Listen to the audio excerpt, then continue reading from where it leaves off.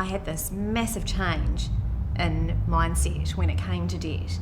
And it was like, but you use this debt, you use it wisely to generate more money.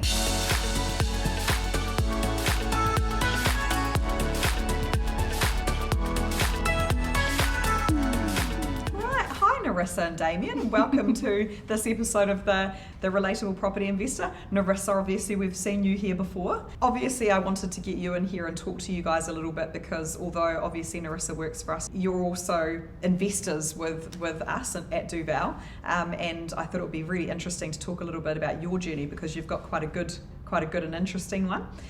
Well, actually we were quite similar, I think, in our ideas and thoughts around home ownership. Just fed through down to us from our parents. So while all our friends were off doing their OEs, we weren't actually together at the time, but we did know each other. We both bought our first homes, well, I was 21. My first home was a do-up. Yours was too, eh? Yep, absolutely. That's all you could afford really when you were 21. My parents, I didn't learn a lot from them, but they had a couple of investment properties. They bought something on the Gold Coast, which is a little bit kind of a bit out there, and also some beachfront or a beach house as well. Aside from that, there wasn't really any teaching that they gave me around. We kind of came about it by accident, I suppose. Once you get one property and you get on the ladder, it's really hard to start with, but then after a little while, the sky's clear a little bit and you can kind of focus on what next, and then there's an opportunity there after that to think, well, hey, we can do this once. Why can't we do it again? Why can't we buy another property to add to the list? I think we were both typical cases of, bank of mum and dad, which we were fortunate enough, to have that opportunity where our parents helped us out with the deposit. It takes about a year, maybe 2 years, and then, they were guarantors on the property.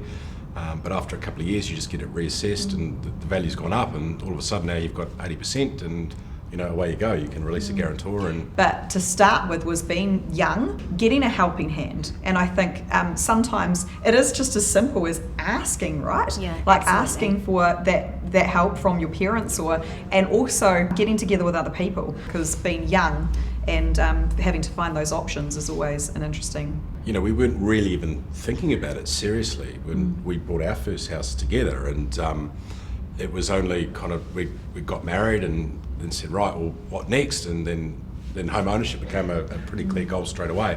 With a bit of hard work and some dedicated saving and a bit of support from your family, then all of a sudden, it was a much shorter horizon between the idea of owning your first home and then actually living in it. And then maybe tell us a little bit about what happened from there. So you bought your first home together, and then what?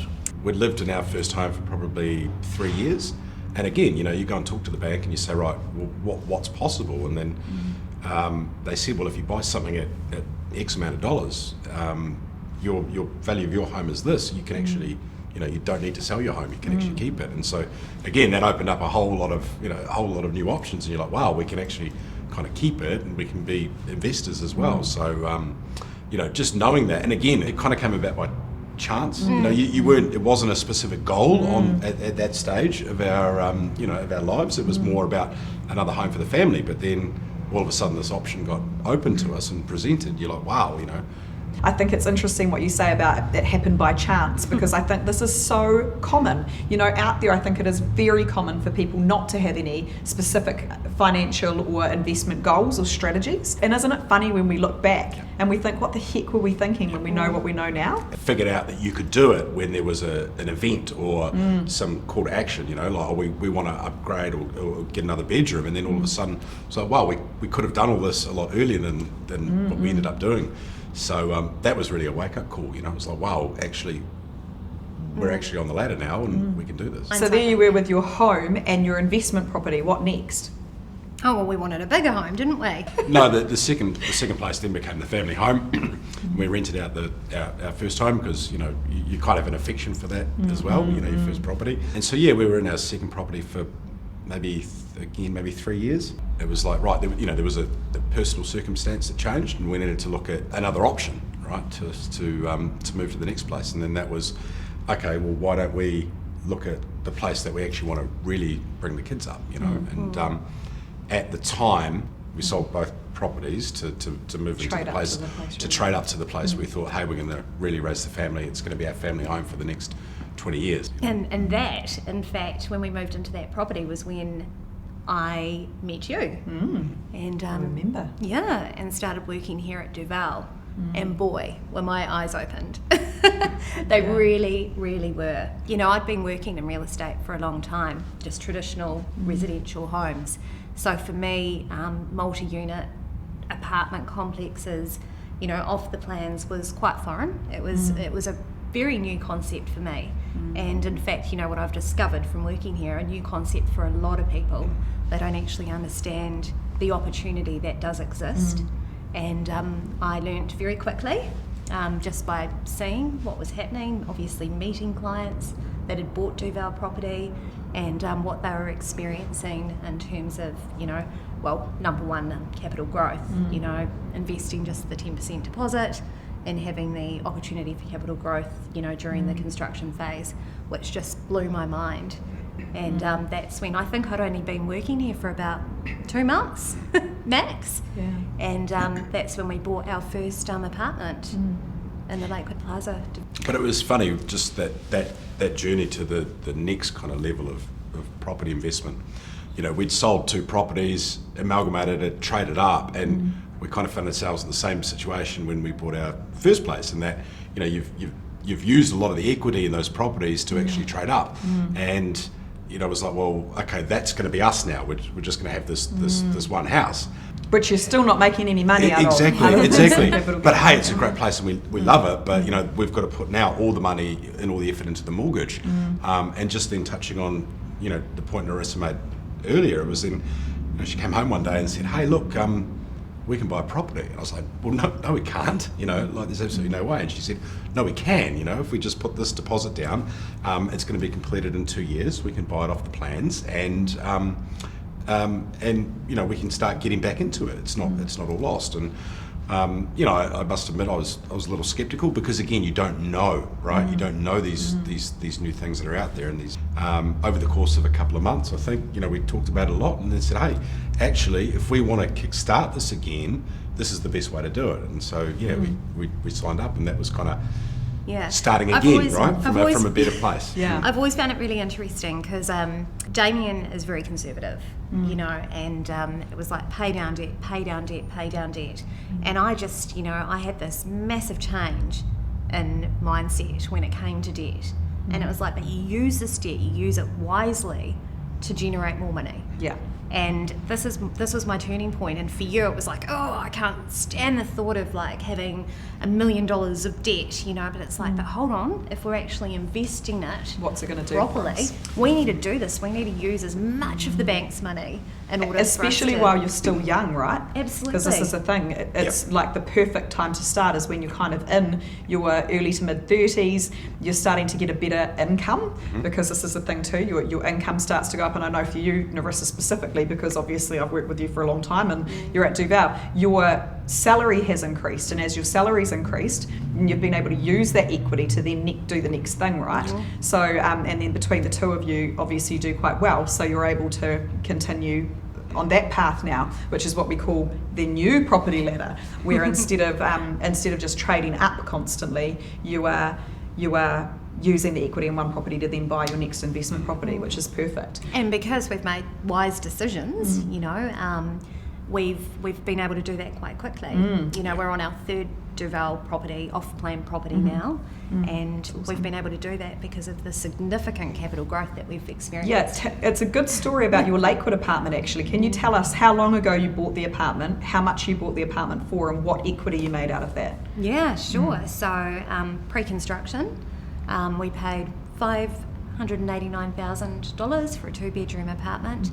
You remember that? I remember you thinking, for an apartment. I was like, gosh, that's a lot of money. And yeah, come completion, come settlement, our valuation came in at $765,000. So yeah, huge amount there. So you're making nearly $200,000 in capital growth. And that was over about 4.5 year period. That's right. And what was your deposit on that property? Oh, we were quite fortunate actually in the bank. We had a deposit guarantee. Guaranteed the deposit. So not bad return for not putting any cash down then, right? But I mean, for a normal person, you might be putting 10% Yeah. down. So over the course 50, of that 60 time, grand. obviously you're making, even if you're making a 50 grand a year, that's the equivalent of the average wage almost, Oh, yeah. So over it on a year on year period. So I mean that's pretty good going in terms of your capital growth. And then obviously you've used that and then you've gone on to buy more Duval property. Yeah, which is absolutely. But fantastic. what's been helpful about this model is that you don't have to wait for it to settle, right? Because all you're putting down is a deposit, and if you can pull together, it's still a good chunk of money. But let's say it's $50,000 to $60,000, and if you can save that and have discipline around it, you don't have to wait for that apartment to be constructed and settled. You can actually go ahead and buy another one off the plans while this one's still being built, right? That's and so right. you can actually build your portfolio quite quickly. Which is what we did actually, because our plan, in fact, we ended up buying the avenues before we settled Yes, Lakewood. yep. Yep. Which Because you had the confidence, you knew what was happening, and you could see now, the phoenix is rising, and you That's could right. see it, you could touch it. And the it's interesting happening. thing is, actually, all that is another apartment. So you've done the 2 apartment thing and now invested in a terraced townhouse. So that's quite exciting too, and a completely new venture. The other thing that I think is worth noting as well is that you've also been able to invest in one of our funds, which is also very cool. And obviously we love having amazing opportunity. Yeah, we love having people who are investing in our property on board with the funds as well when they're in a position to do that. That's really cool too. But I guess my next question is where to from here? Where do you see this journey heading? What do you want to do next? Well, we are actually quite good, and we do set goals. You'll be very proud of us, Charlotte. And we do enjoy reviewing those goals. We try very hard not to sort of bring the book out. We do it once a year, don't we? Usually on the 7th of January, and do a review. And in the goal setting, there's always how many properties we want to buy in that 12-month period. And sometimes we've actually been ahead of our goals, haven't we? Yep. Which is cool. But it's trying to find that balance. And there are things that we want to do at home, at our family home, like put a pool in. And we've been talking about this for about 3 years, and every time we go, let's buy a pool, it's like, oh no, let's buy another property. Yeah, seriously, yeah. It's literally been like that. Yep. Well, thank you so much for joining me today. Thank you for having It's been a delight us. to talk to you. And obviously I'll see you tomorrow, Russ, and it's always lovely to have your company. Yeah, thank you. Good to see you again. Thanks for coming. Cheers. So how many Duval properties have you bought now? I have bought already 3 and we're in the process of having more. Amazing. That's really cool. Because I am in the process of having 2 more for my 2 kids and 2 more at other places.